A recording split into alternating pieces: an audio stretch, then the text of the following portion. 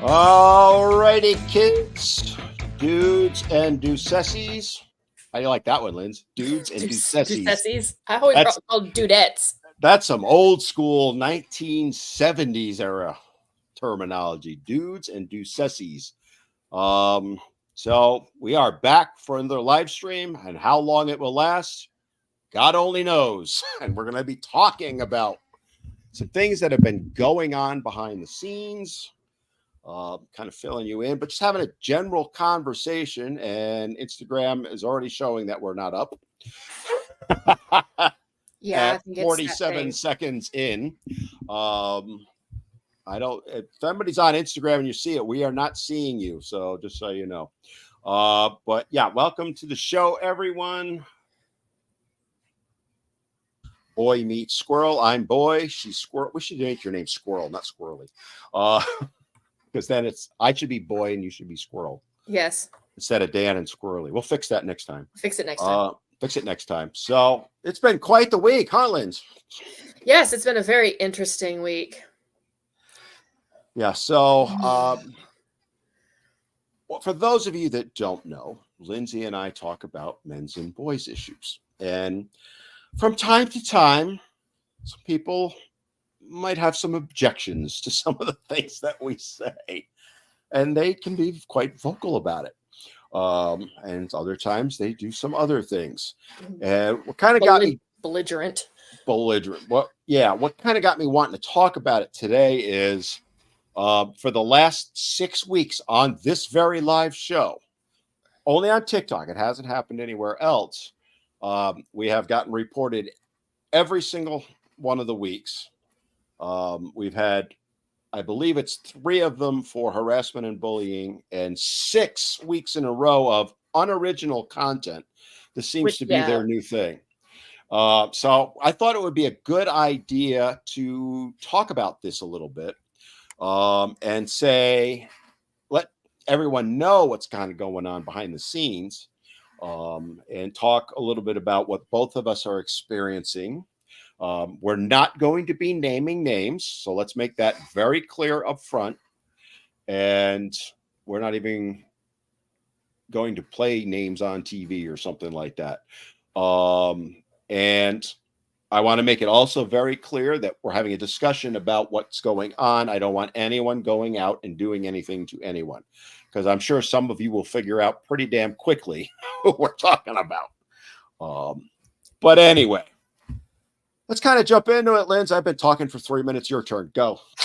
I got a very excellent Happy Mother's Day present when I woke up on Mother's Day at the butt crack of dawn. I woke up to many mean messages, many mean comments, lots of names, and I lost. I don't know how to say it without getting in trouble. Creator Fund or...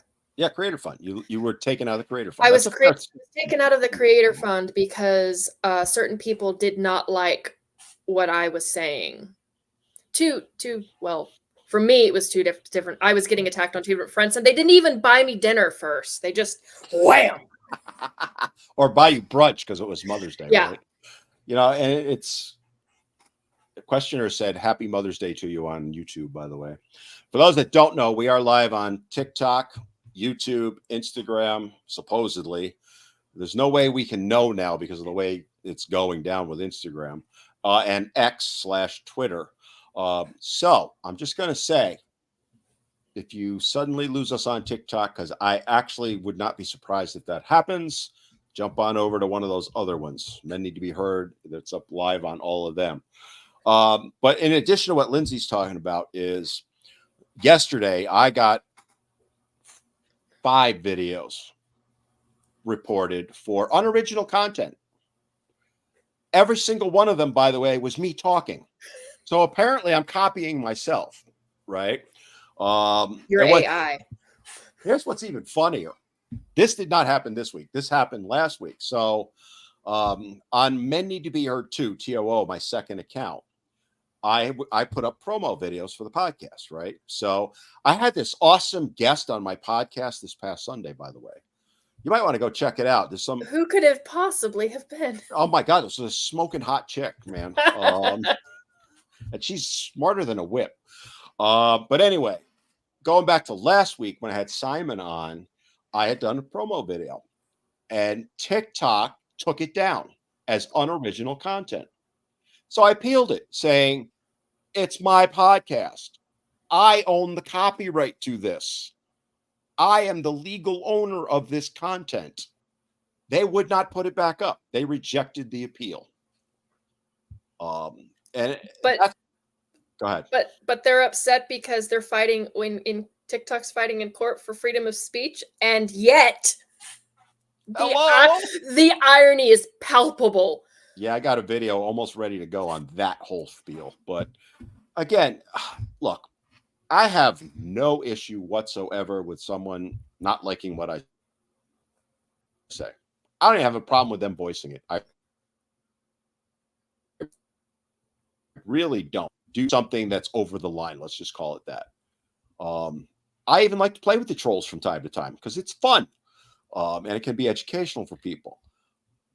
But when you're getting to the point where TikTok didn't take that video down because they looked at it, because I put those videos up all the time. Somebody reported it as unoriginal content. And whoever the human being was at TikTok that looked at it when I did the appeal said, oh, he just copied somebody's podcast, even though I explicitly stated in that.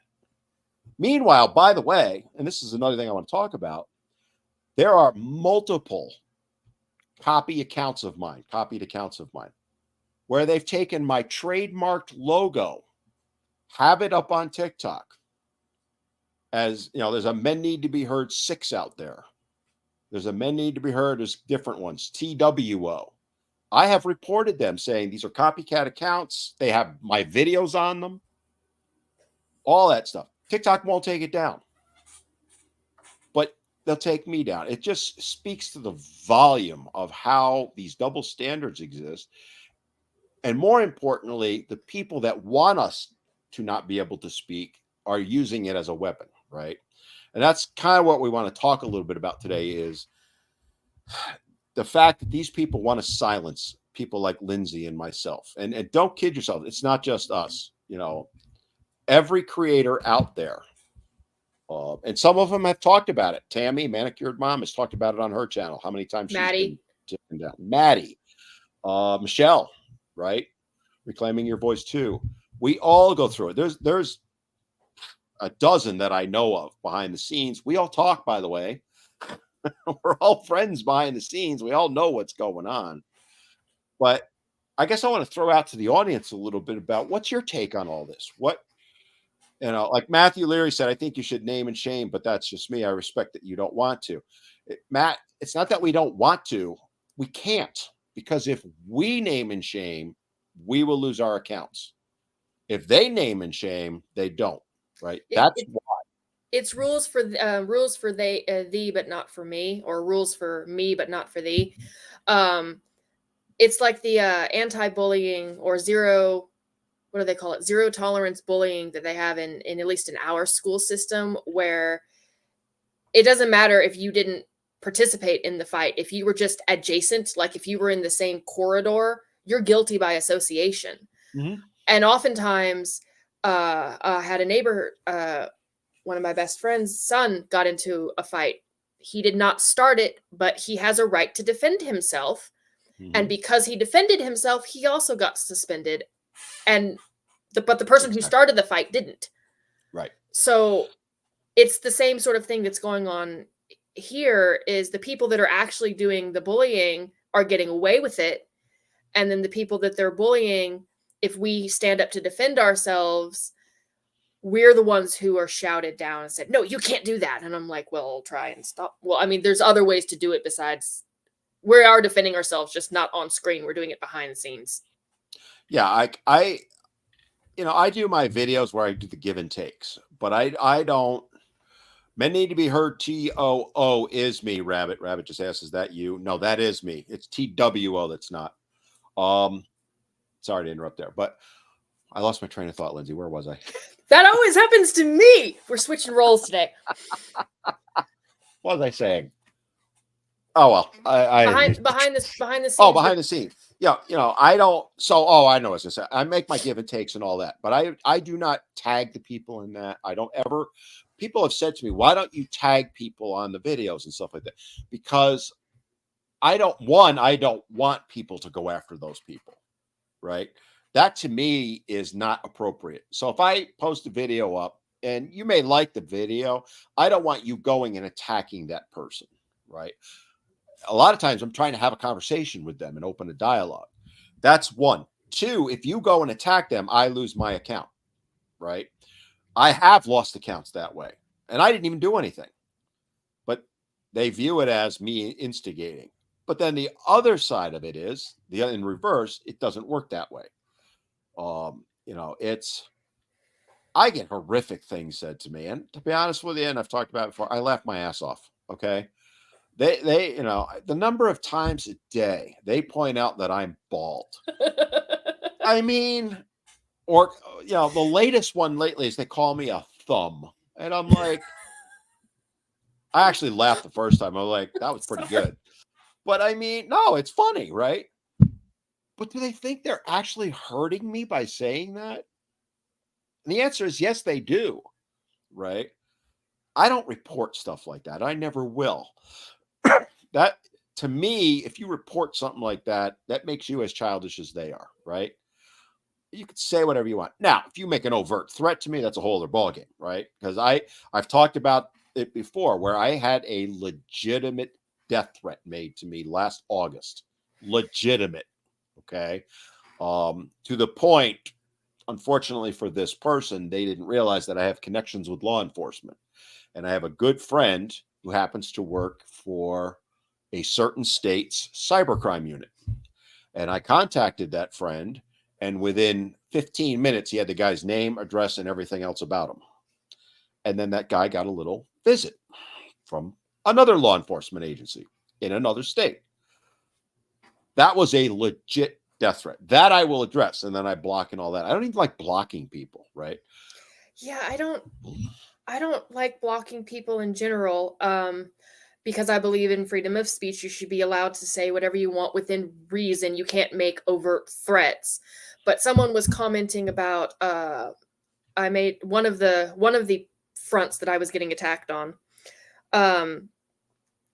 Someone said, well, that creator that made the video isn't in charge of their comment section. Like, they can't control their comment section. It was like, actually, they kind of can, because it's their comment section. If there's overt threats and harassment and genuine harassment, not just schoolyard bullying, genuine, like, you should go unalive yourself, or why do you even bother getting out of bed this morning, but a little bit more violent. I'm trying to keep it PG. You gotta keep, we gotta play the game, right? Yeah. Stuff like that. As a creator, you can go into your comment section and you can delete those comments. You can police the comment section. And I don't like doing it, because I believe that, first of all, you should be able to wave your red flags proudly and everyone can see you and avoid you. But I will not put up with bullying for either my commenters or my followers. And if I see someone doing overt damage, especially in some cases when I know the mental state of some of my core followers, that there's about 50 of y'all that have followed me since day one. If I see that, I'm going to delete the comment. So my response to them was, actually, yeah, we do have that power, and it is our responsibility, especially when what's happening in the comments goes counter to what we claim to stand for. So, like, in this case, it was someone was completely dismissing, this creator was completely dismissing and shitting all over a man's experience who had come forward to talk about this horrific thing that had happened to him. And I know who you're talking about. And I called them out. I was like, hey, hypocrite, it doesn't matter if you agree with them or not. You attack the argument, you don't attack the person. Right. Attack their logic, don't attack their experience. And the comment section of that video was horrific.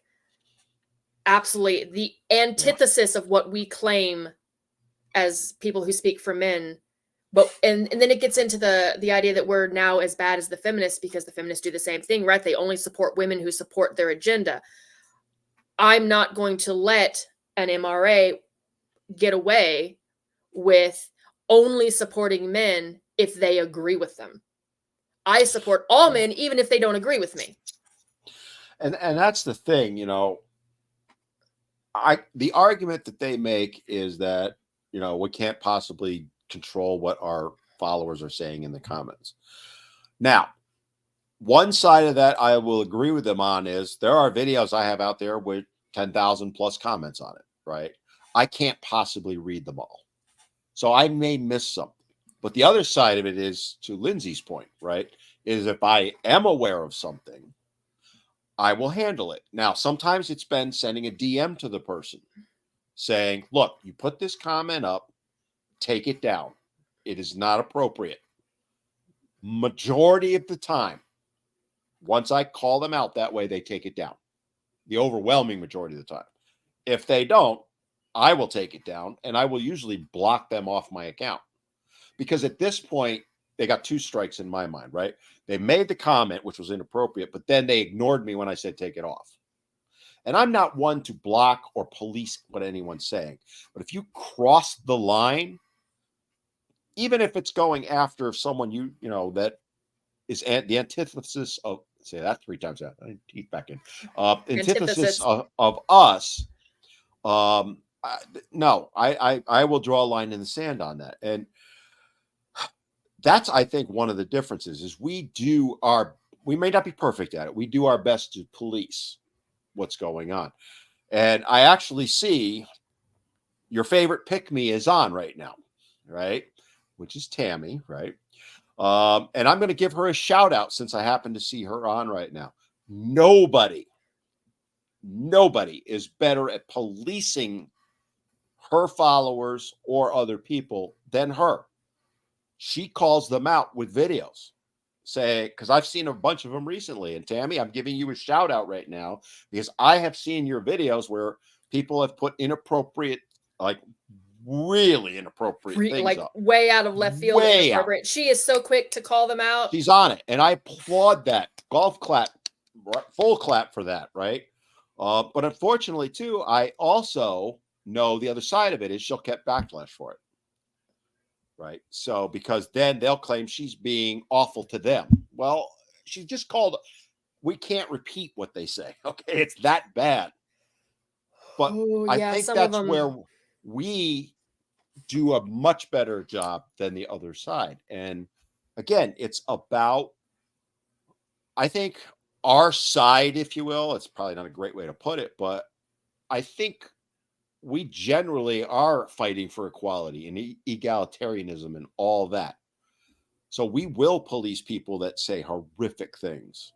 And I have yet to see anyone from the other side ever defend attacks on me. And ever.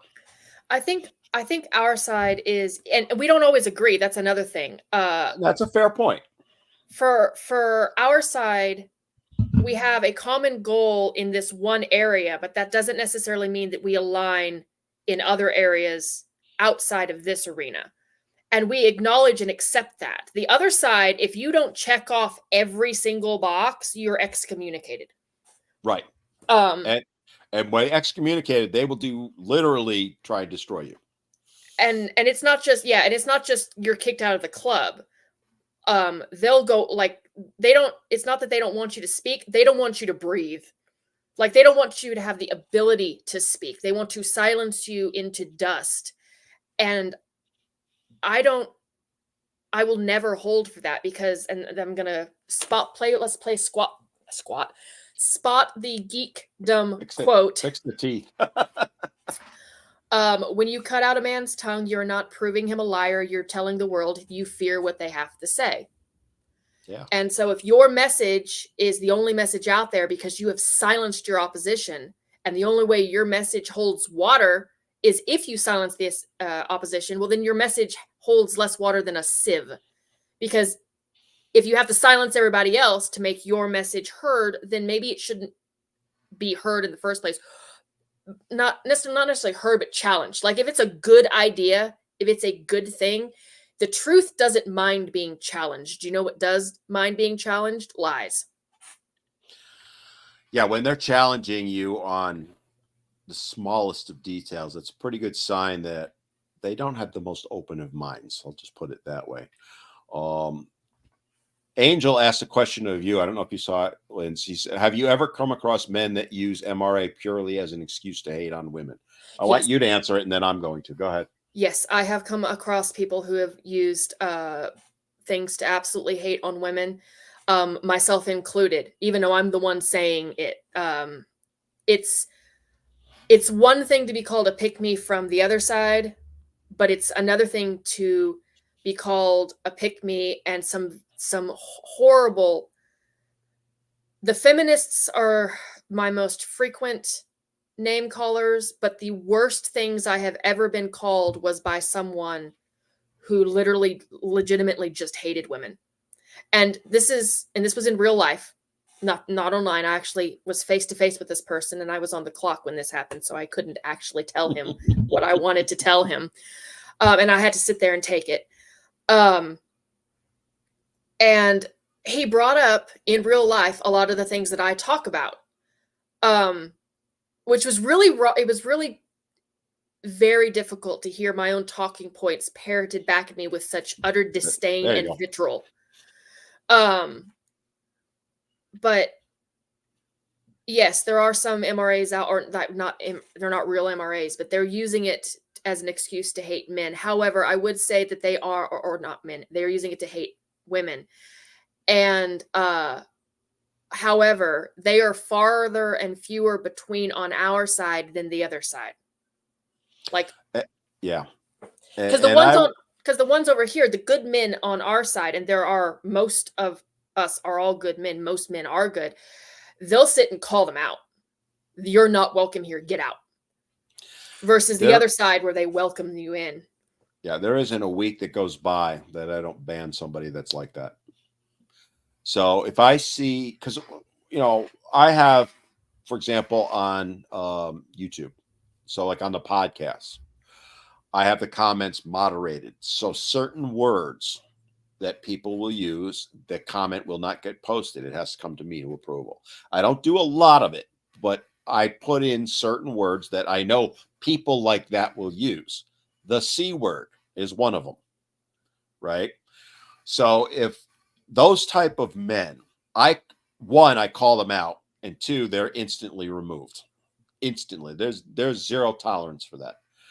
But I have it so that anytime somebody tries to use the C word or the variations thereof, they'll put an asterisk in or something like that, it flags it. And then I ban them.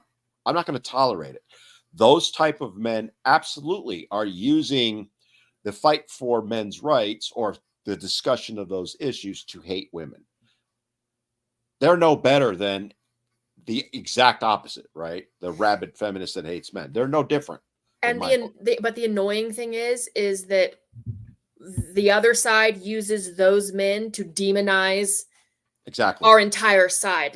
And they are a very small minority, a tiny, minuscule portion. And they're not even really real MRAs. They're just, I guess, in our orbit, like fringe dwellers, bottom feeders. They lurk in our corners of our discussions and comment sections because they want that validation, which they are.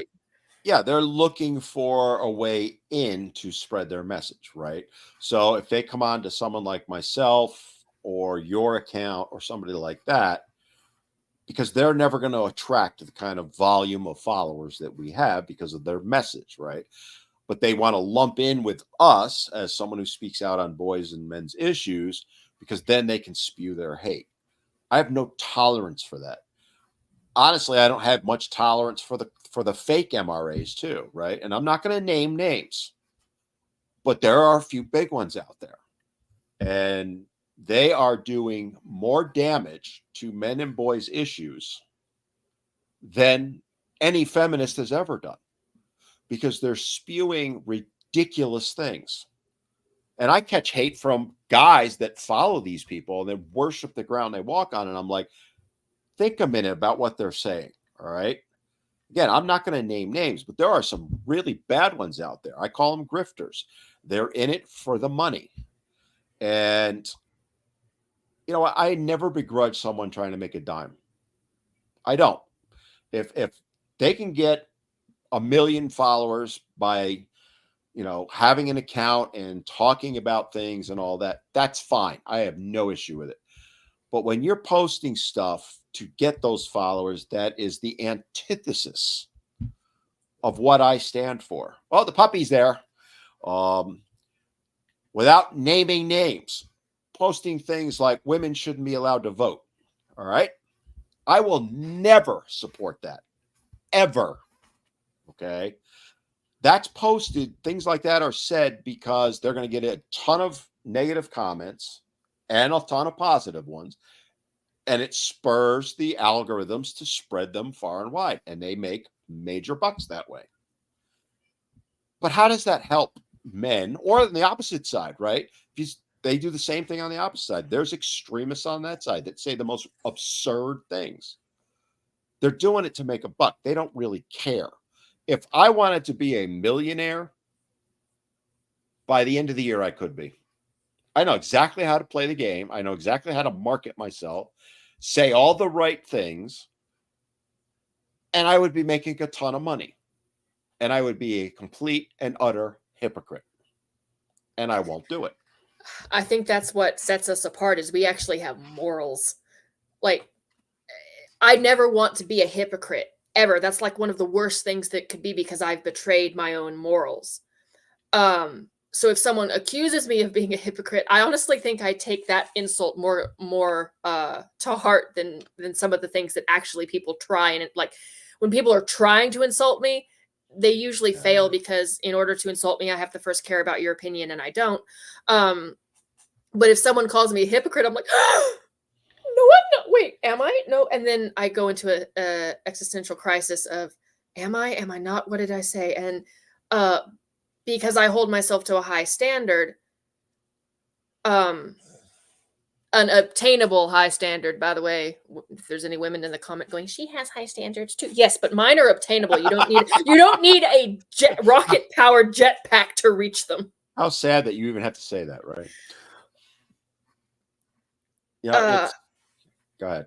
But I mean, I've been told that the best thing the best thing I'm for is I'm sure you can fill that in. We're not going to fill in those, but yeah, you know, it's, again, I have no problem with people trying to make money. None. But when you are damaging a movement that you supposedly and are claiming to be fighting for by putting in absurd things like that. Now, again, then Lindsay and I and others like us, Tammy, who's on right now, we get lumped in with them, right? And they have a powerful voice. They have literally 40 times in some cases the followers I do, right? So they get heard. And everybody just takes the assumption, well, if that one said it, then Dan and Lindsay believe it too. Well, yeah, it's literally the bear analogy, isn't it? The small percentage of men. I have done the actual math and aggregated for results. So I did just adult men over the age of, I believe, 16 and up, because 16-year-olds in many cases, depending on the violent crime, can be tried and are tried as adults and sent to adult prison. So I aggregated for results and did all of that, and it came out to like 0.4% of men are violent offenders.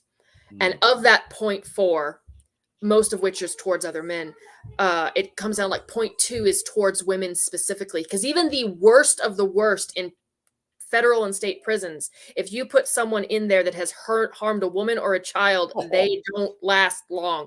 Prison justice is woof. Even among the worst of the worst, serial unalivers and all of that, people who do things to women are vilified even there. So you know the percentage is going to be even smaller of people who specifically target women. But that very, very small percent is being used to demonize all men. And then you have the same thing here. You have the very, very small percent of grifters who are the loudest, by the way. Why are the dumbest people always the loudest? They just are. And they are being used to superimpose their beliefs over across the majority. And there is nothing even vaguely appropriate about that, but that's what's happening. You know, it's funny, right along these lines. So a few months back, I was in contact with someone who has a national podcast. I'm not going to name names again. And I was trying to get on to talk about issues with boys' education, right? How boys are struggling and all that. I was having productive conversations. And then they also reached out to someone, again, I'm not going to name names, who is way bigger than me, not even remotely close. That person is the one who's they're going to interview. Why? One, they have a bigger following. Grant that. I will grant that. But the person they're interviewing is not going to address the issue of boys and men, or not going to address men's and boys' issues. They're going to push this inane narrative. That hurts men and boys, all right? Working on improving education so that more boys graduate from high school, more boys go to college, more boys graduate from college. That is a legitimate issue that needs to be talked and discussed about. But instead, we're fighting about inane, stupid things like, let's repeal the 18th Amendment. Are you? Oh, I almost said it. Are you kidding me, right? Because you want to get more clicks. And it, by the way, it wasn't that person that I was up against, so to speak. All right. That was a different person. But I'm making the point where they get heard, but legitimate, serious issues totally dismissed because, you know, put yourself in the mindset of a producer, right? Let's say, what's a big talk show on TV? I don't even watch TV. So give me a talk show. The View, which is my God, no. favorite. No. All right. I'm going to use them. All right. Let's say The View. The View wants to have someone on to talk about a men's or boys issue. You're going to have some piddly little guy with a couple 100,000 followers on TikTok and, you know, maybe 400,000 total everywhere. Or you're going to have someone on that's got 8 million followers. Of course, they're going to choose the 8 million. It's a bigger name. I get it, right? I've worked in media. I know how they operate. But again, they're talking about stuff that has nothing to do with helping men and boys. Whereas I want to get out there and say, you know what? We need to address this issue. We need to have domestic violence shelters for men and all that. They don't get any of that. I think the part of that is because anger. Sorry. Jacked Up said, drop the F. Fire truck. There, I said it. Go ahead, Lindsay. I'm sorry. Anger is easy to drum up, but ultimately useless. So they drum up anger, but anger will fade and then it will go away. And then you get angry about something else. Anger is, while a legitimate emotion in many cases, also an ultimately useless emotion in many cases. And they will rather go for the anger because it doesn't do anything than actually address the issues that would require some, I don't know, self-reflection, some acceptance of that thing that's kryptonite, accountability. It would actually take effort to address versus the thing that is flares up easily and then disappears just as easily.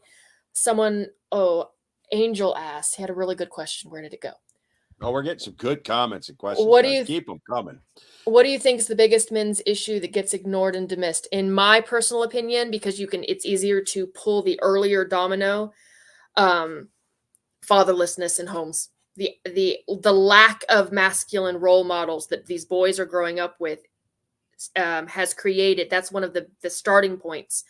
They have no role models, no male role models. They're being raised by single mothers. 98% of their teachers are women. They have no role model for their masculinity, which has been led to outbursts and all the things that we see that are problems in society. If we could fix that, get fathers back into their children's lives, because we have the data. Children do better when they have female role model and a male role model, preferably parents, but any male, because right now there's a severe deficit of men in young children's lives as a general rule. And if we could, like I said, pull that domino, then the rest of the dominoes don't fall the same way. Because after a certain point, you're only doing damage control. I'd rather fix the problem than have to try and mitigate the problem later on. That is my personal opinion. You want to know mine? What? What is the biggest problem for men? Men. Let me explain. A shout out to my brother from another mother, cousin Carl, because he's on our way too, because he stole my answer.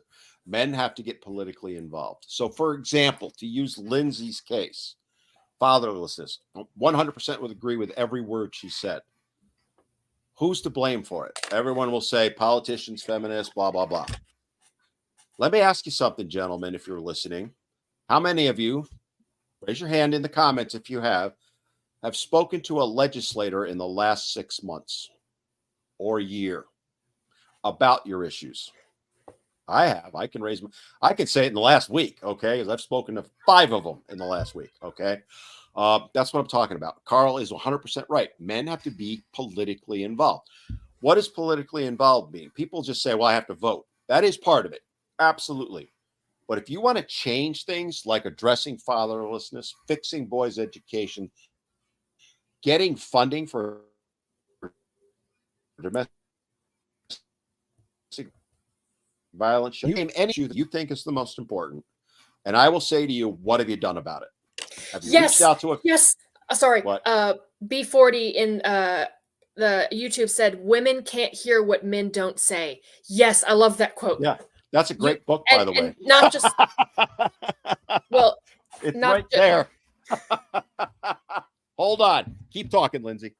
But yes, if you don't say it, and it's not just women who can't hear what men don't say. Other men can't hear what men don't say either.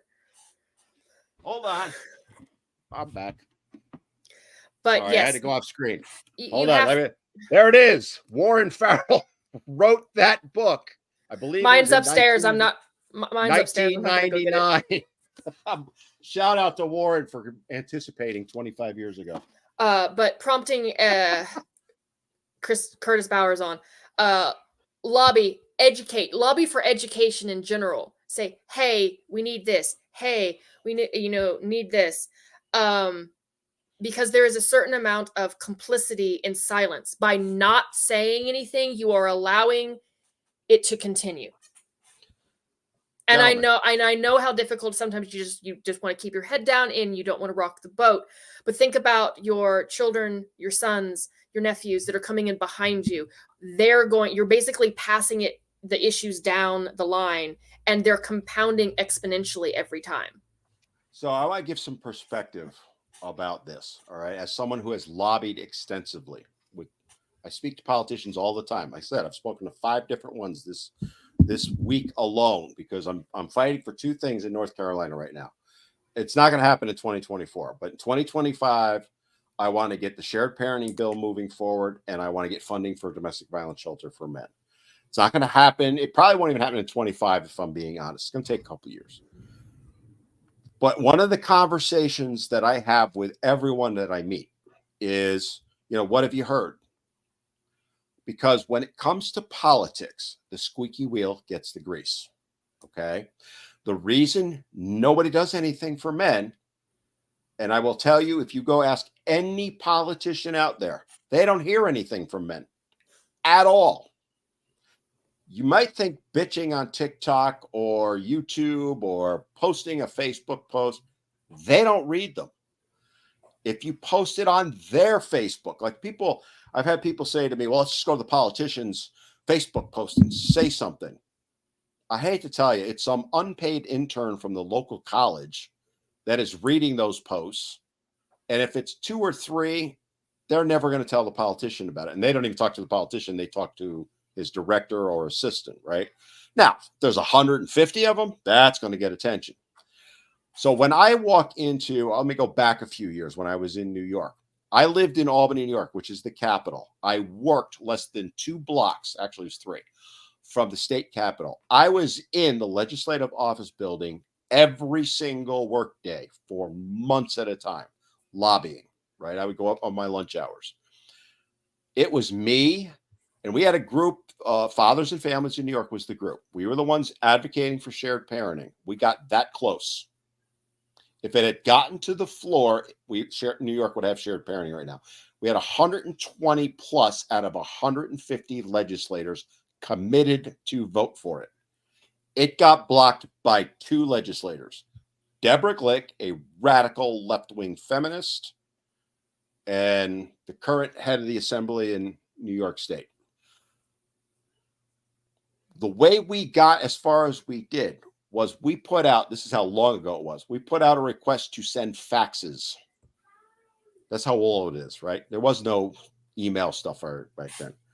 We flooded the politicians to the point they begged us to stop people. We emptied the fax machines out, paper, okay? That's what got the attention. And as I said, if we had gotten to the floor, we had 3/4 of the assembly, both parties, willing to pass it.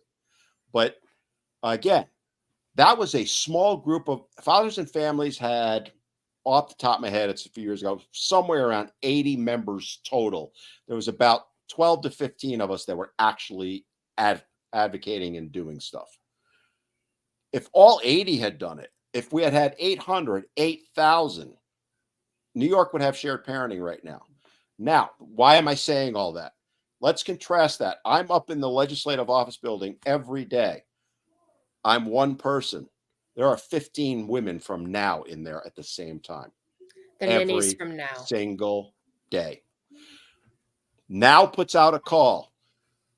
This group is trying to get $100,000 to open a domestic violence shelter for men. We need to stop it. Guess how many phone calls they got to the legislators? That's what stopped that. They have massive power because women are willing to do what needs to be done. And oh, by the way, the most vocal, active people in the men's rights organizations are women, not men. Sorry, guys. I'm telling it like it is. You can get mad at me. Please address your thank yous to my inbox. I'm kidding, guys. But that's my point, right? We are our own worst enemy because we aren't willing to fight. You know, somebody, let me go back over to YouTube because it was a good comment. I think it was B40 that said it. We need to start fighting or something. I wanted to give him a direct shout out. Guys, I love all the comments on. Oh, there we go. B40 said, and he said, but there's a problem, Dan. We've been trying to be very, very nice for decades to no avail. Valid, fair point. That's why people talk about repealing the 19th, just how nice we are supposed to be. I completely agree with you. We do need to, for lack of a better term, stir things up. But we don't want to go to the extreme where we're resorting to violence or anything like that. We got to stop playing nice in the sense of not doing anything. We need to stop taking the high road and saying, "Oh, well, this is beneath." Like if the feminists come out and say this, like the stupid bear thing. In the past, the men would just go, "Oh, that's a stupid question," and they wouldn't even comment on it. They would take the high road. Mm-hmm. There's a certain point where taking the high road is being silent or complicit in silence. You need to fight fire with fire. But where the feminist movement is a freaking wildfire that no one set, we need a controlled burn or maybe a flamethrower that someone is aiming, not just wildfire. There is a certain point where you have to say no and draw a line in the sand and say to another geek rest of you shall not pass. I was just watching Balrog battle on go ahead, Lindsay. I'm sorry. So, but I get it because in many cases y'all have been browbeat by women into be quiet, be quiet, be quiet, be quiet, be quiet.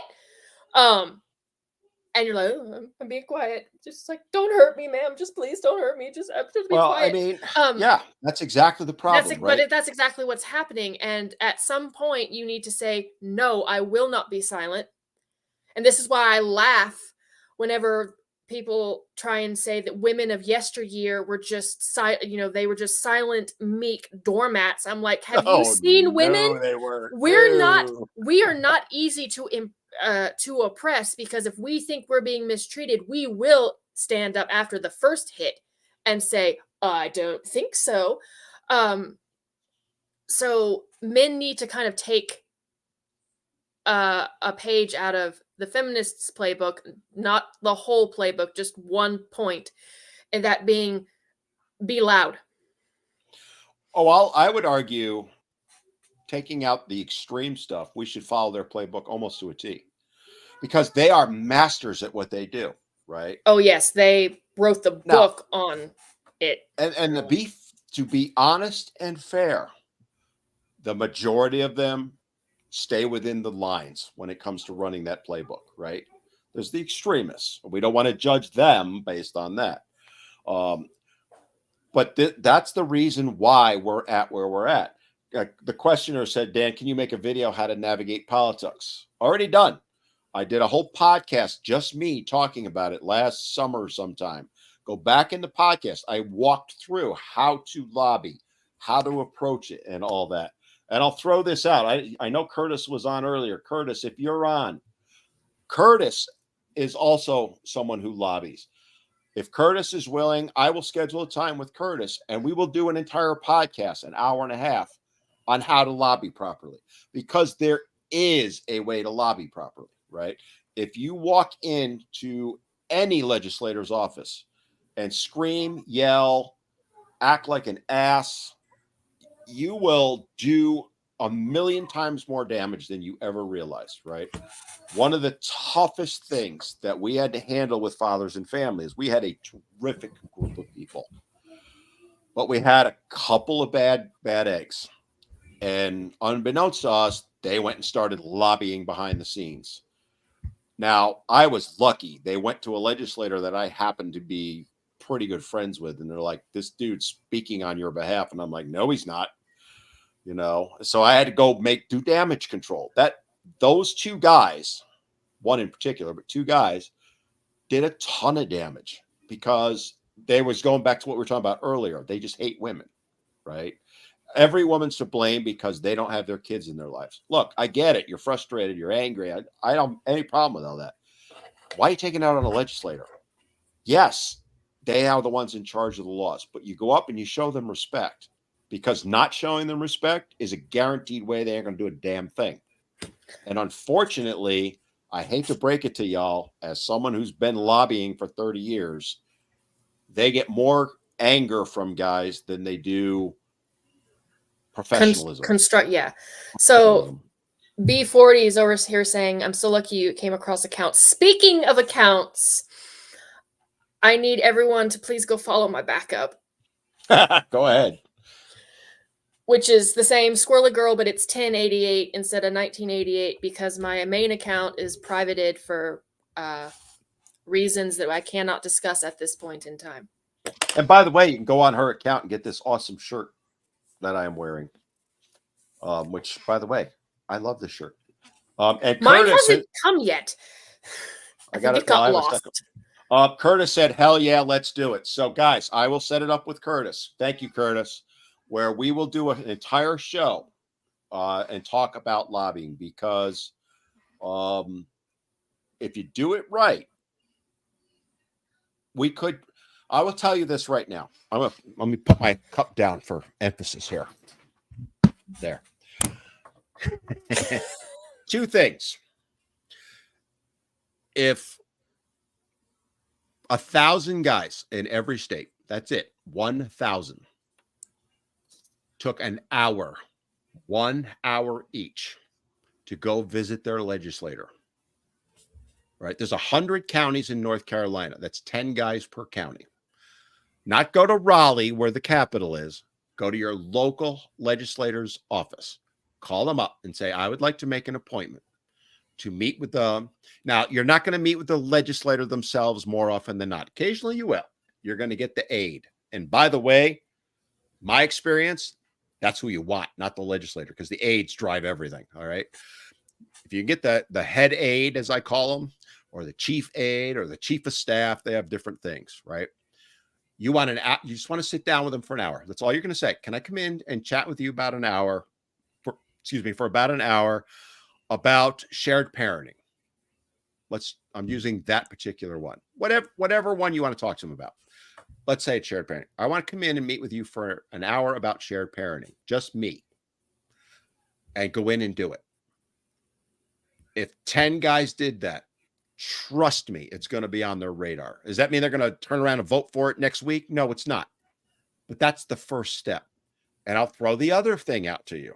Guess what, folks? It costs money to do all this shit. So vote with your dollar. 1 second, Dan. Yep. Someone, John in the comment just popped up saying, okay, I'm unfollowing because I said a few things and they totally got looked. If you're trying to be the star of the show, dude, we're getting dozens of comments on 3 different platforms. We can't read them all. Plus, we don't get to comments till usually after the hour. And yeah, until we're after the thing that we're talking about. If you just want to wait, just wait a minute. If you want to unfollow, by all means. Bye. See ya. So anyway, where was money? Sorry. No worries. If last I knew, the last survey we did, and it's old, there were 7 million fathers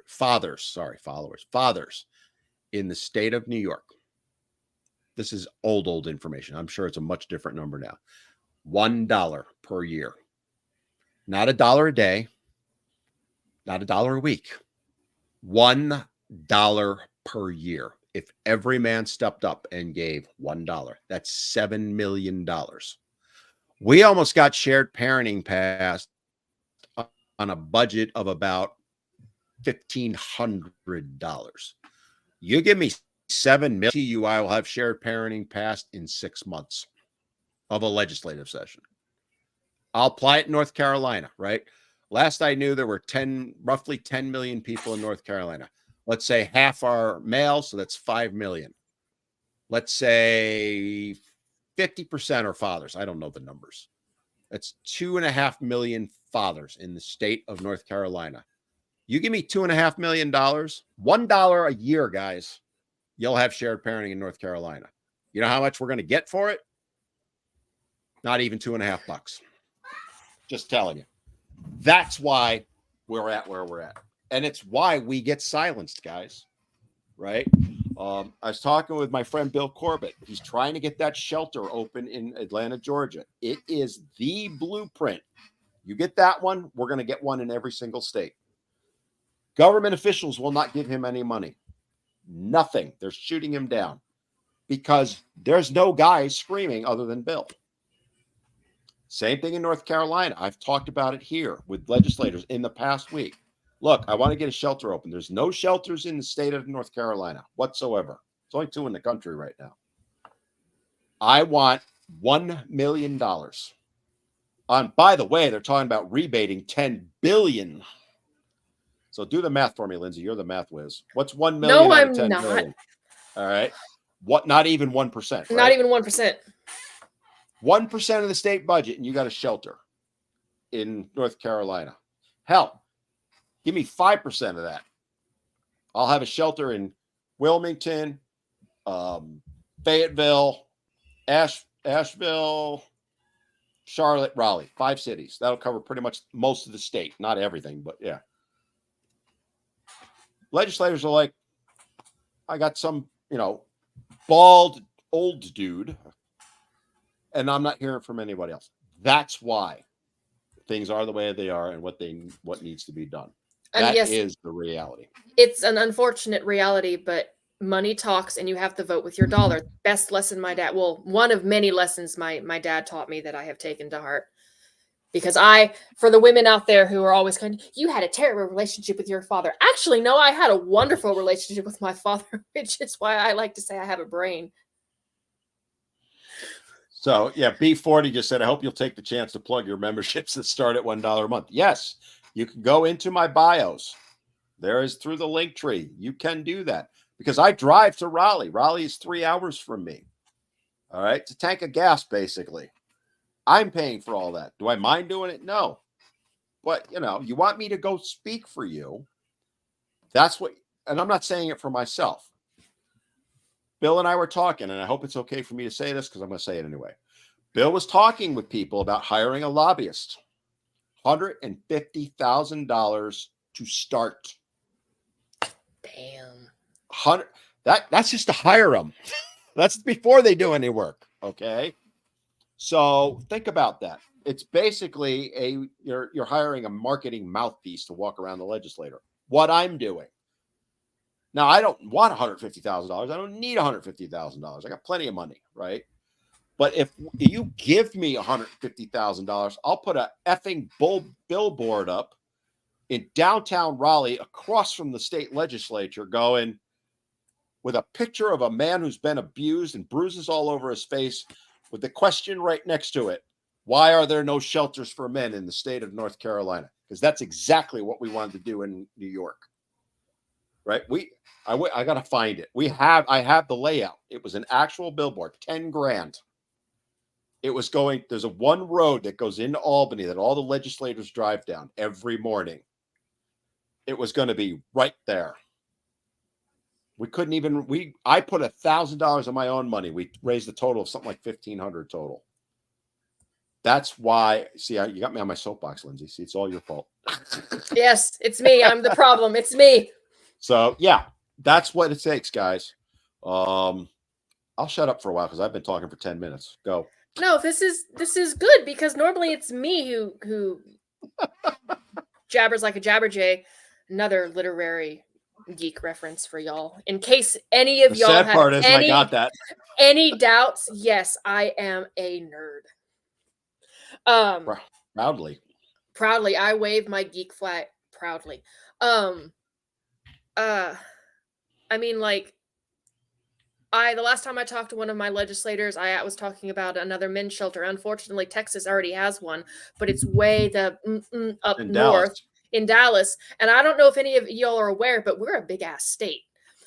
One shelter ain't gonna cut it. So just to interrupt you for a second, I saw this probably a week ago. They took the state of Texas and put it over Europe. It's bigger than Europe. Well, yeah, it's bigger than a whole bunch of people, like an entire continent. Well, yeah, depending on where you start and when you hit, if you start at the Louisiana Texas border in East Texas and drive to El Paso across the widest part of the state, depending on what city you hit and when, you can drive for 20 hours and still be in Texas, especially if you hit Houston and San Antonio during rush hour. People in Europe don't understand that. What do you mean you drive for 20 hours and you're still in the same state? Surprise. The only one that has this beat is Alaska and California from north to south, but Alaska is bigger than Texas. But that's mostly snow. You'd need dogs to get across it. But I digress. They use helicopters. Sometimes. Yeah. But like, they're like, well, we already have one. I'm like, for the whole state? Are you kidding me? Like, we need one in at least all of the different regions. Towards the West Texas, we need one in the Panhandle. We have the Dallas one for the Dallas-Fort Worth Waco area. We need one in East Texas, and we need one in the like at Corpus Christi. And this is a legislator who came to my door, by the way. He knocked on my door. He's like, what do you want to talk about? Ooh, let's talk about that. Go ahead. And I opened my door and he said, what do you want to see come up in the next legislative thing? And I said, I want a domestic violence shelter for men and boys, and I want equal shared parenting. And his eyes crossed. He was like, huh? Like, he did not know how to respond to this. Yes. And I would not let him leave my porch until I was done getting off of my soapbox. I was like, no. You came and walked on my door. You rang my doorbell. You interrupted me in the middle of washing dishes. You're going to stand here and listen to me until I'm done. And his aides behind him laughing their ass off, by the way. And how much money did that cost you, Lindsay? Nothing. And how much time total? I think I talked to him for about 45 minutes before he finally skedaddled. I thought you were going to say 5 to 10, but okay. No, so 45 minutes of your time. You think you didn't make an impression on him? He was one of our local councilmen, and I know he took an impression because he made a gesture to the guy behind him, his aide, who was taking notes. That right there. What she just said is the key to the whole thing. He took notes. If he didn't care, if she hadn't gotten to him, there would have been no note taking. And that was a local thing, right? Yeah, so, for our county. So I want you to think about this, guys. We're in an election year. Everybody thinks about the presidency. I don't give two craps about the presidency. All right. What matters to me is local and state level, because they have more effect on you than the president ever will. Okay. And no, I don't want to hear anything about Trump or Biden right now. Cut it. All right. You put it up, I'm going to delete it. I want to talk about our issues, men and boys. Every single person, I don't care if they're a local politician or state level, that comes to your door, even if it's not the politician, because there's paid people that go around, you ask them, what is the politician's position on shared parenting and domestic violence shelters for men?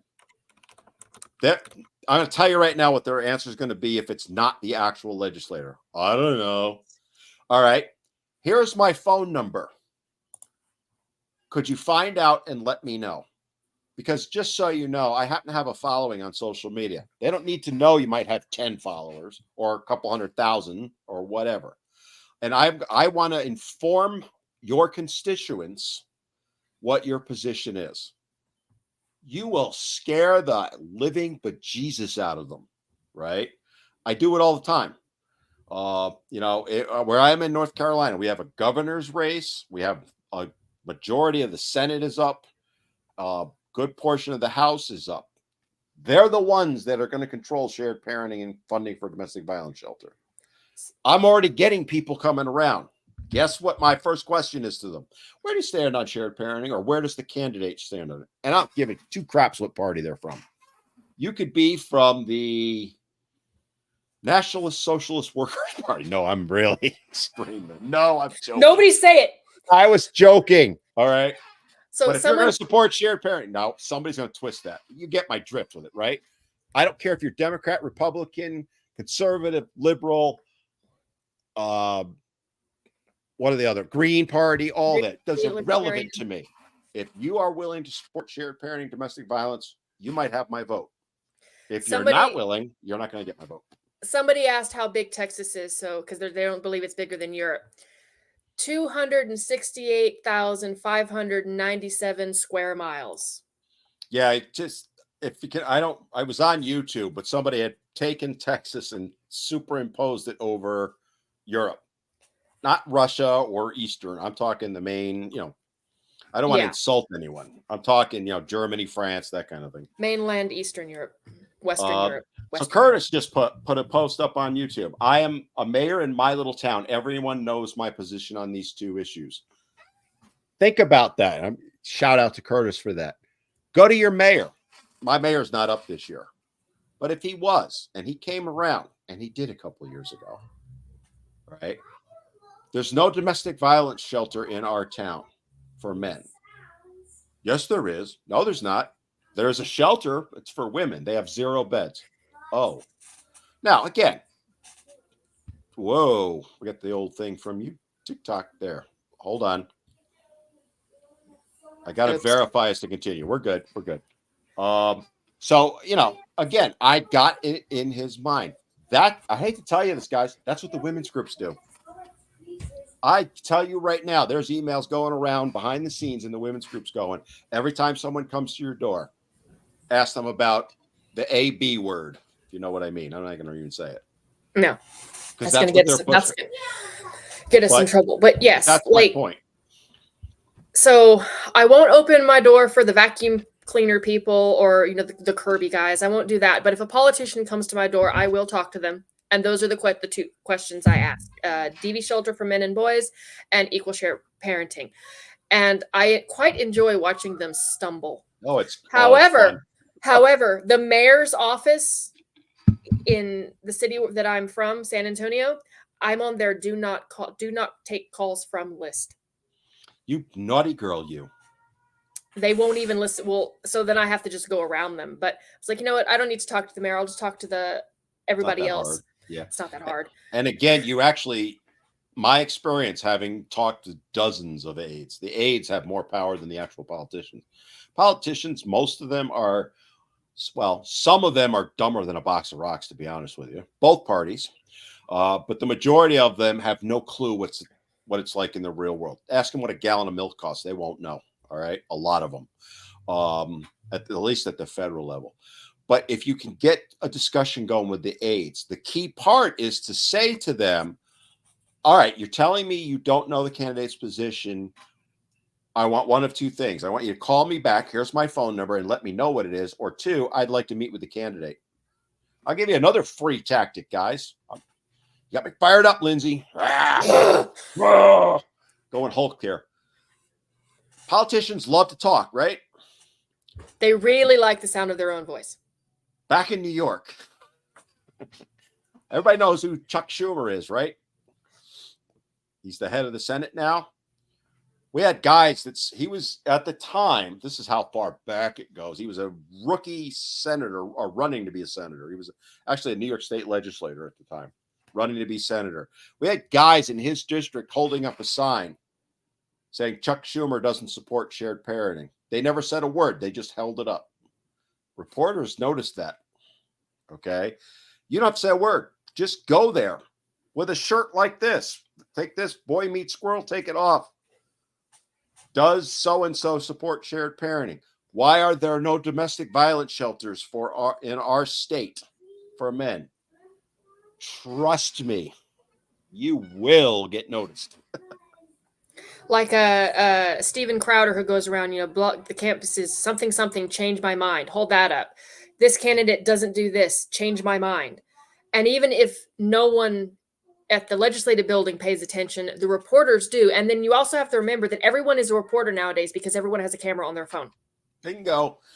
We had so much effect, and there was no such thing as cell phones at the time. Well, I had a cell phone. It weighed about 40 pounds. Okay. The really long antenna. Yeah.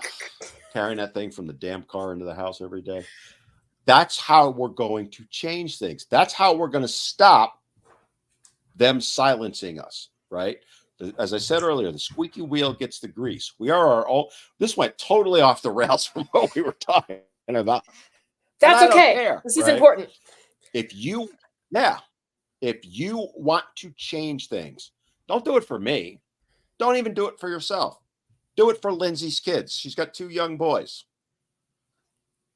I'm 60 years old. If shared parenting gets passed today, does it do anything for me directly? Not a damn thing. I don't care. I'm fighting for Lindsay and her husband. I'm fighting for all you guys that potentially could be fathers in the next few years. I'm fighting for the 8 to 15-year-old boys. I'm fighting for the 3 to 5-year-old boys, right? That's what I'm talking about. That's how it's not going to happen tomorrow. It just isn't. And stop trying to introduce extra things, right? Shared parenting is a big one. Domestic violence shelters are a big one. The third one I would throw out is false allegations. There needs to be laws passed to address that. That's what we're talking about. Let's go to the comments, Lindsay. We got about 20 minutes, and I don't know. Oh, she's talking to the kids. All right. Why don't you address, if you have one handy, that one guy that was pissed at us?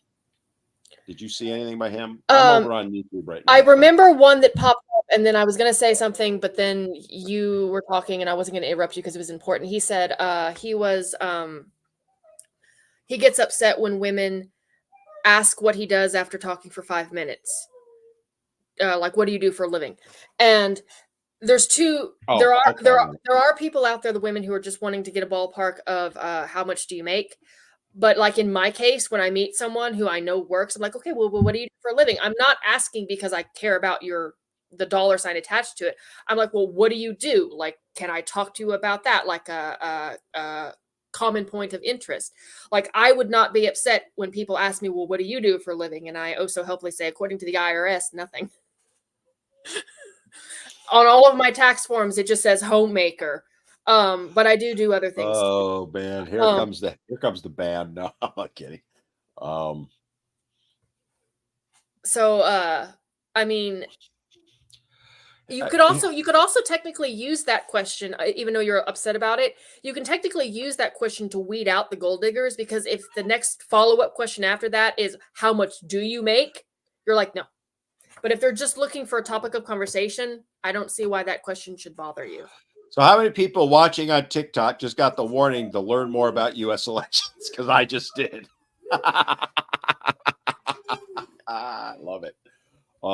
Yeah. Our Matthew, not to be confused with my Matthew, but our Matthew is saying, how do I get rid of it? I don't know. If I can make it go away, I would. I'm trying myself. But to answer that question that was up, look, back in the day, when I was a wee lad in college, taking my notes on stone tablets, that's how far back it was. I used the original Palm Pilot. Chisel and all that. Yeah. That was a very common question you asked on a first date, right? Is what do you do for a living, or what are you planning on doing? It wasn't really anything more than a conversation starter. It really wasn't. Do I think now it's become a let's find out how much money he's got? Yes, I do. And I don't want to say it's automatically a bad question or it's automatically innocuous. It depends. My answer would be do something vague. So if somebody, like, I'm not in a dating pool, but let's say I was dating, and let's say Lindsay and I are out on a date, and Lindsay says to me, "Oh, what do you do for a living?" "I work in IT." That would be my answer. Not giving her any other information. It could mean I work for Best Buy in the Geek Squad making $15 an hour, or it could mean I'm a high-level executive IT, C-level, making several $100,000 a year, right? She doesn't know that. And then you're in IT, you can have a conversation. The next question you get after that will determine what her true reason for asking it is. Yeah, like it's kind of a jumping off, as a springboard, a jumping off point. It can either be something good, like friends, like we're meeting friends for the first time at, say, our neighborhood pool. Everyone always asks my husband, "Well, what do you do?" And he's like, "I'm a flight engineer for the United States Air Force, an instructor." Which then he will launch. If you let this man talk, he doesn't talk a lot, but if you let him go on about his mistress, Fred, the plane's name is Fred, stands for effing ridiculous economic disaster of how much fuel this thing takes to get off the ground. It is a building with wings. They even have little patches called FredX. This legit thing. I love it. And though it's like a commonality, especially San Antonio is military city, so we have like 8 bases around here. So they'll talk about it.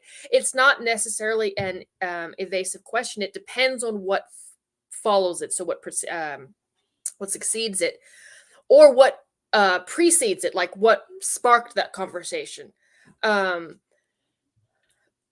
It could go either ways. But yeah, if the next follow-up question is how much do you make? You're like, no, check please. Then exactly. That's when you're going, I'm out, right? Or if the next question is, oh, you're in IT, what kind of work do you do? That's, to me, is an innocuous question. I am a network administrator. I'm just picking something. Again, feel it out. She may ask 5 more questions because she's genuinely interested. That could be a sign that she's actually one of the good ones. So if you blanket say it, you might be missing out on a good one. Angel Warrior wants to know if my husband has a call sign. Yes, he does. Bigfoot.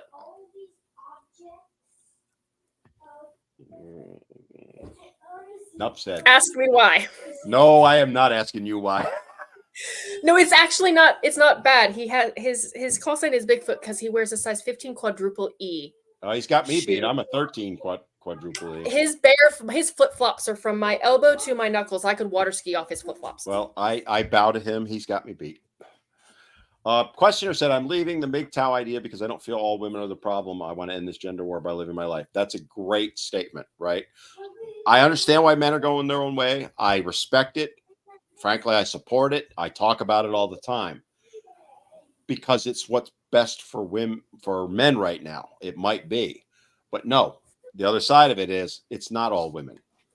One right in front of you guys watching this right now is an amazing woman. Unfortunately for all y'all, she's taken. And if any of you go near her, you're going to answer to me because I'm her pretend father. Okay. It's true. So my Mr. Squirrely is overseas right now. And after everything went down on Monday, I'm telling him about it. And the first words out of his mouth was, "Have you told Dan?"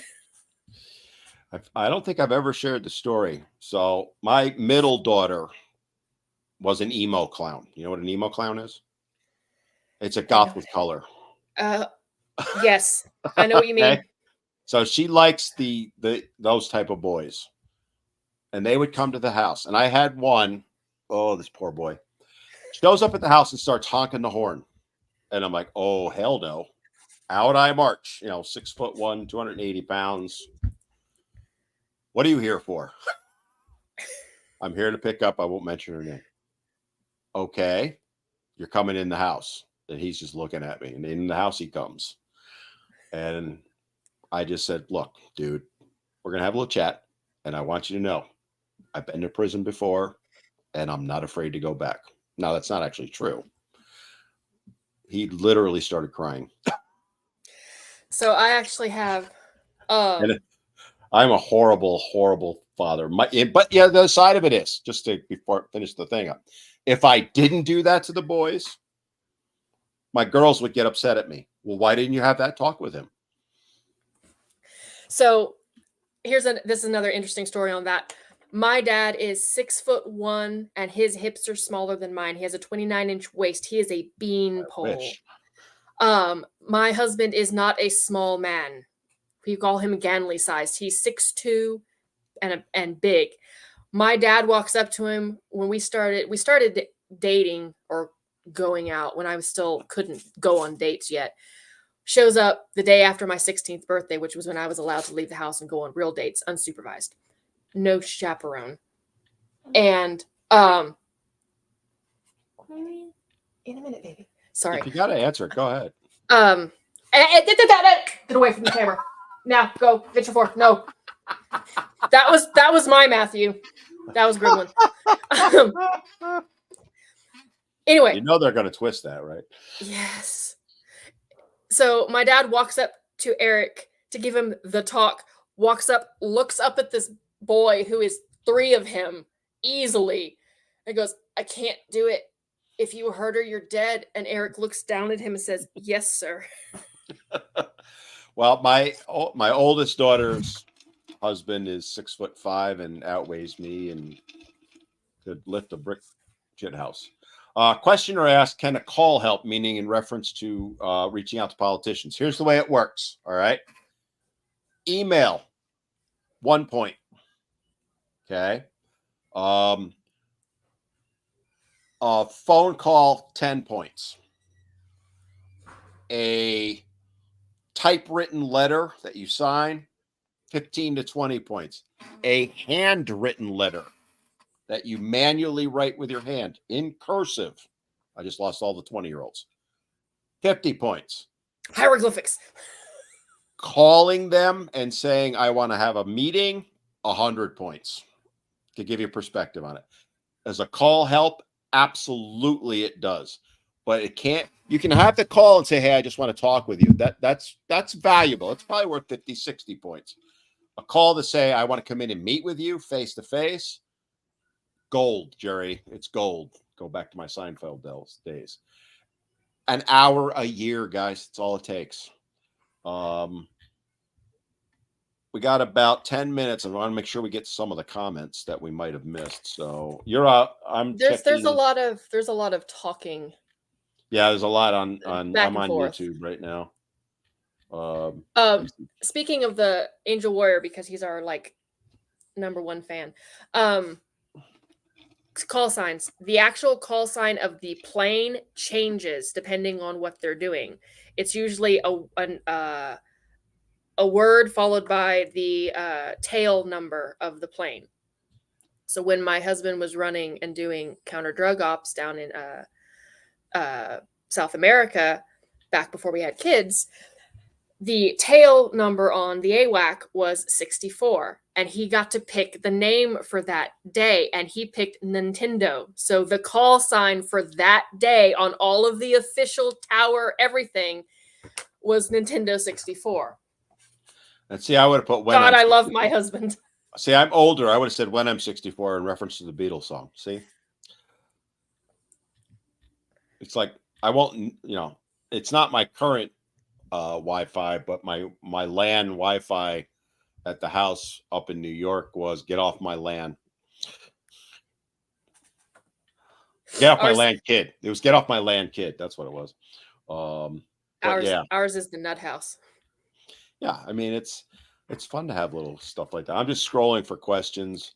Guys, if you have any questions, now's the time to really ask us because now we're paying attention. Now or forever hold your peace. Got about 10 minutes. Open question, as long as you keep it respectful. No, I'm not going to. What? Whoa. Matt said he got kicked off of the live, but he's back on. Interesting. I have to say, we haven't been kicked off today, I guess.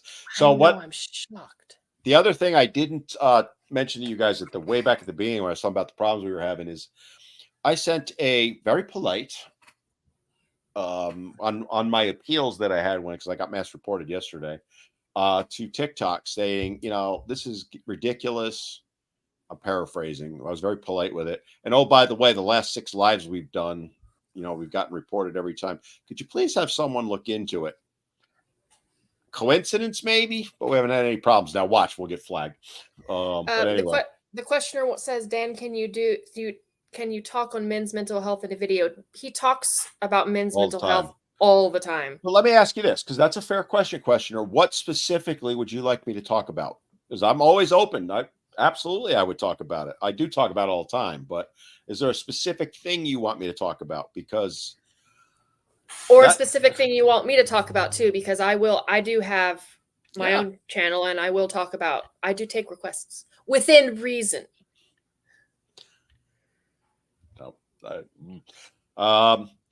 Silly Dan. While we're I'm getting really bad. I am bad. Couple things just while we're waiting. If you have questions, throw them out. Now's a good time. Couple things to let you know about. Last week's podcast was this amazing guest that I had, the one and only Squirrely Girl. That would be this lovely young lady in front of me. We talked about a wide-ranging bunch of issues and no holds barred, no censoring, although YouTube did flag it. It did? Yeah, so they didn't take it down, but it is throttled a little bit, and they're not. I don't get any money. Not that I make like 50 cents a day off of YouTube. We're not getting monetized for that. But go check that one out. I can't announce what this week's podcast is because I have recorded 7 podcasts in the last 5 days. So I don't know which one I'll be putting up this week, but some of the topics that I have coming up, I have an attorney on who handles domestic violence cases from a defense attorney. That's going to be one. For those of you who don't know, the man, the paternity coach he goes by, Carnell Smith. He is the acknowledged expert on paternity fraud. I recorded with him the other night. That one will be coming up. I think that one I'm going to target for Memorial Day weekend. What a conversation that was. I have my good friend. He goes by the name Father X. He does videos on YouTube on how to handle your case in court. I've got a couple of shows recorded with him. We're doing a 4-part series on that, covering different areas. I need to know from you guys, what else do you want me to cover on that? I can reach out to experts. I've got confirmation from 2 big names in the father's rights movement, both of whom are willing to come on. If you have things that you want me to talk about, let me know. So like questioner said, the drug problem and unaliving. I can't say the actual word. Yes, I will do something on that.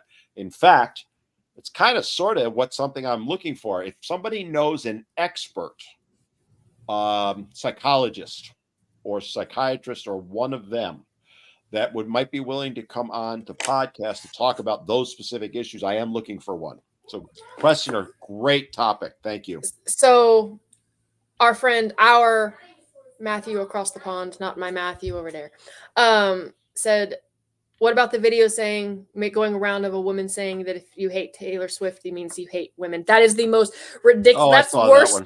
That's worse than the bear, because I mean, if you take away auto-tune, she can't sing. I probably sing better than her, and I can't carry a tune in a bucket with a lid, which is coincidentally why I compensate by playing so many instruments. I can't even whistle. Yeah, that's why I was banned from singing. I was saying backup. My children, I would sit there and do lullabies.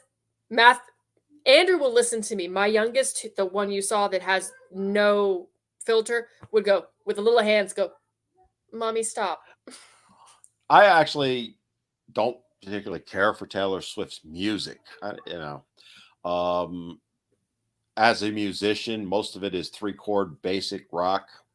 It's the same lyrics she's written for 14 years ago. It's the same chord structure too. She's 30-something years old, and she's still acting like she's a 16-year-old that got dumped in high school. But having said all that, I admire the hell out of her because she's a billionaire. She's a brilliant businesswoman, but I don't care for her music. Music sucks. Sorry. So if that means that I hate all women because I don't like Taylor Swift's music, does that mean, Lindsay, you know who Air Supply is? Do you like Air Supply? No. You don't even know who Air Supply is. Oh, no. Dear God. Go listen to Air Supply, people. The worst band of the 80s. Give me a horrible band that you hate. A horrible band that I hate? That you hate. Not Taylor Swift. Oh, the Jonas Brothers. Okay, you got to give me somebody I know. I don't know a damn thing by them. Something prior to like 1980 or 90. But Stones, Beatles, Zeppelin, any of them? Let's just say Zeppelin. I like them. I know. Well, let's say hypothetically, any female that doesn't like Led Zeppelin, because they're more liked by men than women, hates all men. Blanket statement. Does that sound ludicrous to you? It should, by the way. That's my point, right? So Angel Warrior says, what is the most ridiculous, funniest insults I get? My favorite insult is, believe it or not, I hope he picks you, sis, or he's not going to pick you, sis, or did you get picked, sis? Because I always respond in the way they least expect it. Instead of denying that I'm a pick-me, I embrace it and say, yes, thank you. I got picked 20 years ago by this one, and I just gush about my husband. And without fail, it makes them do this. Like their eyes crossed, they get frothing at the mouth mad. It's hilarious, and it's so easy to do because they're expecting a denial. Like, I'm not. They are not expecting me to gush about the man who did pick me. And that's my favorite. It's the most ridiculous insult because it's one of the ones I get all the time, but it's also my favorite to answer. And I keep trying to one-up myself on how absolutely like teenage girl garish response I can get. Like, I want to channel Taylor Swift in her love songs as I answer these questions. I'll write a song with a C, A, and F chord, and you can write the lyrics, and we'll release it as a song. Just to answer that same question, the most ridiculous and funniest insults. Well, right now, the current, because they're all funny to me. The current one is that I'm bald or a thumb.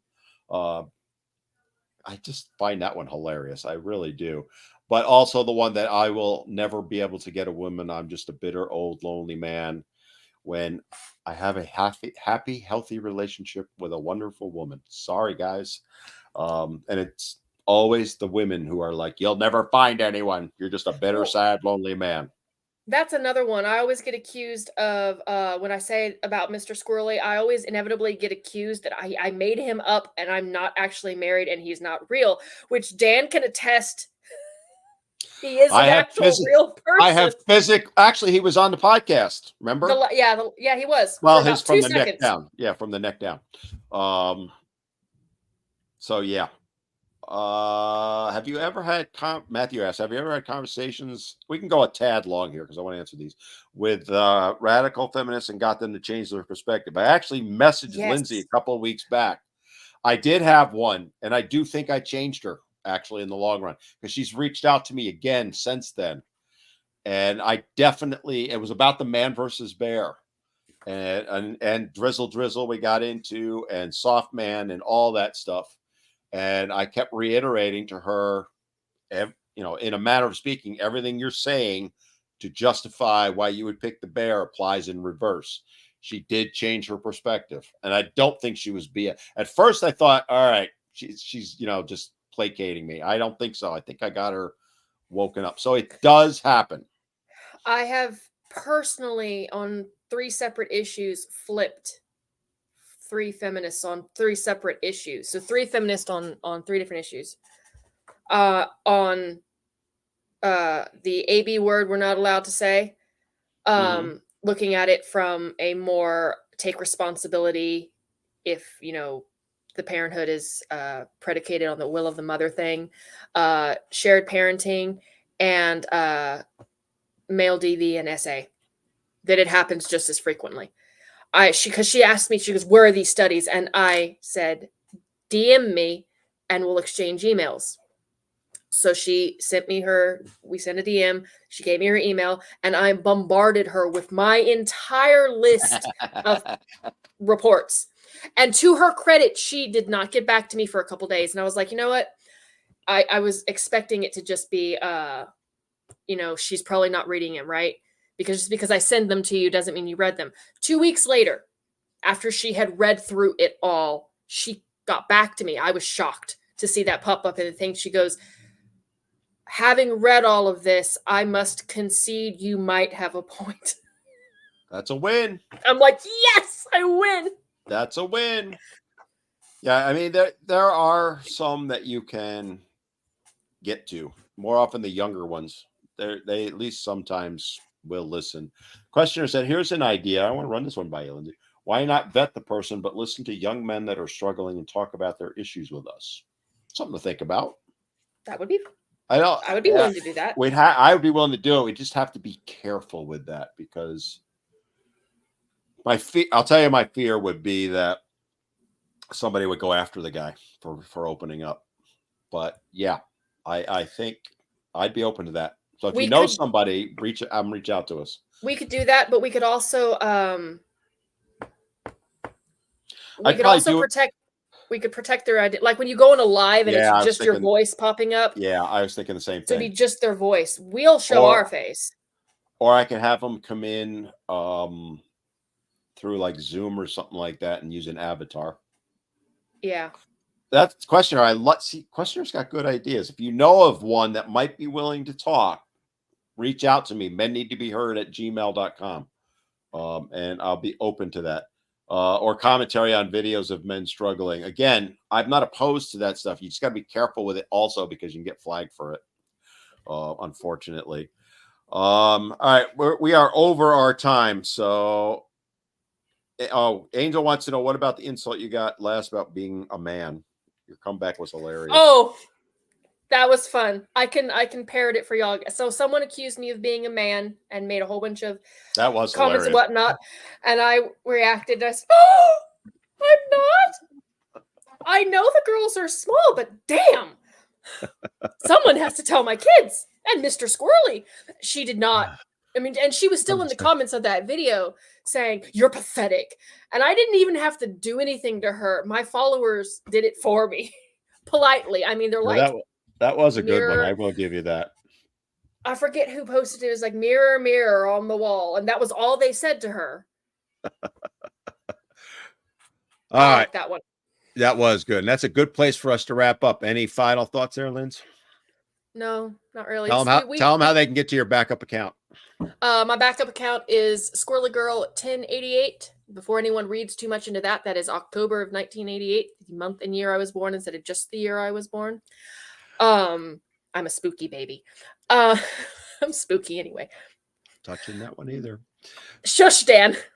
And you can get a wonderful shirt by going there. Yes, if y'all want to patronize. No, not patronize. Patronize, yes. Patronize your. Yes, I have a merch store, and I have funny sayings like, my son is not your ATM, get a job. And my favorite is pick me for father's rights, men's rights. That's a good one. They're gonna call me a pick me. Yeah, that's I'm gonna embrace it. I'm currently working on another design that says the original pick me. And then, of course, our Boy Meets Squirrel stuff all of which I designed by myself, by the way. So, and the proceeds of all of that will be going towards the conference that we're trying to have, the men's conference in Atlanta. In fact, we're going to be doing a show on that in the near future. We have another meeting coming up in 2 weeks? 2 weeks on that. Yeah. By the way, you can go into my profile. I have a store as well. With lots of cool shirts, and I donate all any proceeds that I make from the sale of that merch goes towards the domestic violence shelter in Atlanta. I'm gonna wrap it up on that. By the way, just to throw out, because I know those of you on TikTok are seeing me on Men Need to Be Heard 3. There's Men Need to Be Heard 2, TOOO, which was my main many years ago, but is now a backup. But I am using it. You can follow that one as well. We're live every Wednesday. Here, let me throw up this thing. If I can do it. There. We are live every Wednesday from 4 to 5:30. It's Lindsay and I, and I'm going to throw her on the spot. But in the very near future, we are going to do a weekend show. We just don't know when yet. Right, Linz? Yes. We'll do one. We're not going to do them every week, but we're going to throw it out. But yeah, we're working on it. And final note, Mikey Doomsday, thanks for the TikTok, and we are Lutton, thanks for the hearts. Guys, that's it for this week. Come back, see us next week, and don't forget the podcast Sunday. No, I don't know who the guest is because I have 7 shows to pick from. On that note, everybody, have a great day. Bye, guys.